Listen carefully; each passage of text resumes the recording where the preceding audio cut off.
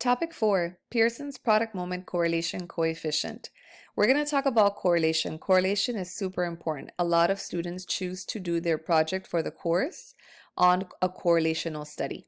So what we are interested in right now is determining whether or not there is a linear relationship between two quantitative variables. The graph, when we're talking about correlation, is going to be a scatter plot or a scatter diagram.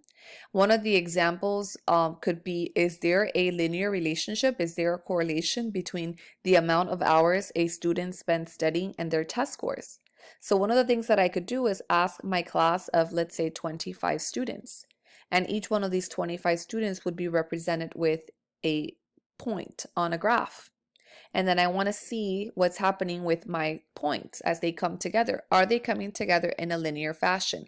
Is it true that as the number of hours a student spends studying increases, their test scores increases? Or could it be that the more hours they spent increasing has nothing to do with their test scores? Or perhaps the more hours they spend studying, the worse they do on their test scores, okay? So that's what I'm basically trying to do with correlation. Now, it's not good enough for us to just look at a graph and say, oh yeah, it looks like the points are coming together in some type of straight line or not.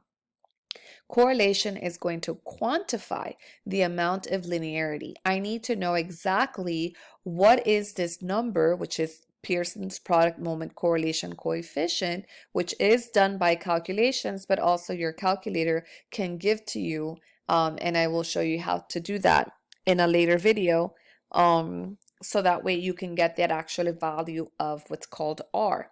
Now, the correlation coefficient is a number between -1 and +1. Anything outside of that is completely incorrect. You've definitely made a mistake, so go back and check. Even if your answer is 1.02, that is impossible. When we talk about correlation, it's strictly a number between -1 and +1.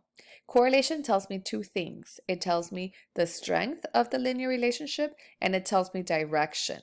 So if it is a negative answer, like if the actual value of R is a negative number, that means that we're talking about negative correlation. Negative correlation is as one variable increases, the other decreases. An example of this could be the amount of hours a person spends exercising per week. So the more hours you spend exercising per week, the less you should weigh, okay?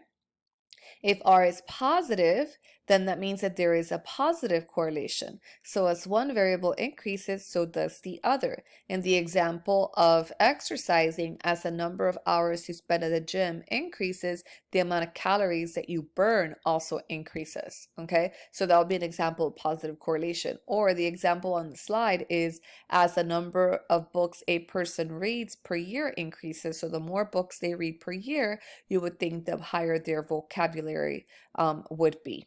So the closer to +1 or -1, the stronger the correlation. And here is a number line that kind of shows to us the differences in this actual value. So again, correlation, you're going to find the correlation coefficient by a series of calculations, or the calculator will give it to you. It is, for the most part, a decimal.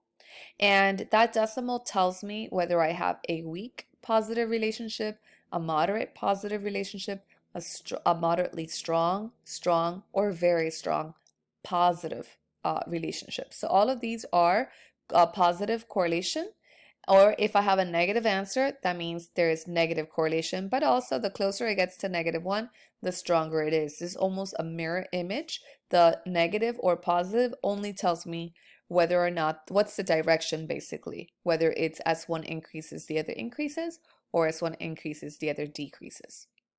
Here are 4 examples of 4 different graphs. Let's say that we look at this graph right here and going back to the amount of hours a student spends studying versus their test scores.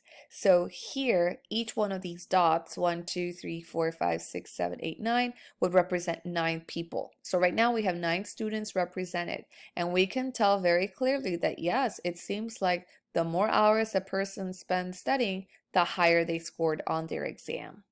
So that means that there is a strong positive correlation.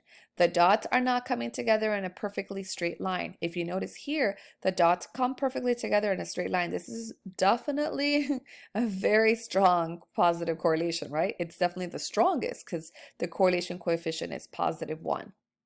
But here, the dots, even though they're not completely lined up perfectly into a straight line, they're very close together. What happens in my first graph? These 9 points, I'm assuming there's still 9, 1, 2, 3, 4, 5, 6, 7, 8, 9. These 9 points are coming together almost like in a circle. They're definitely just scattered every which way possible. If I wanted to draw a line, it doesn't really matter if I draw it this way or this way or this way or this way. It's because there's really no clear trend. Okay, there is no clear linear trend when it comes to these dots. They're all over the place. So there is no correlation. There's no linear relationship between these two variables. This could be the amount of pizza slices a student eats per week and then their test score. So this particular person didn't eat pizza or only had one slice, let's say, and they didn't score very well. But this person who only ate one slice of pizza scored really well. So there's really nothing going on here. And then, of course, we have a negative correlation. This one is the strongest negative correlation because the dots are all perfectly aligned. This could be the example that as the amount of exercise that you do per week increases, your weight decreases.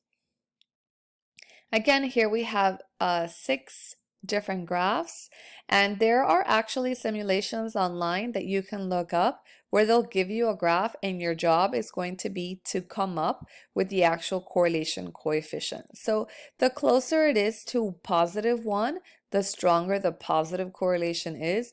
The closer it is to -1, the stronger the negative correlation is. So at least we should be able to tell this looks like a positive number. This for sure is a negative number, positive number, negative number. The dots, they're kind of all over the place, but maybe we want to say it's positive. And these look like they're coming down in some type of negative way. So that's where the signs come into play. Now, the strength, this is perfect straight line, so it's -1. These dots are not perfectly a straight line, but they definitely are very compact, very close to it, and that's why you see it so high, 0.97.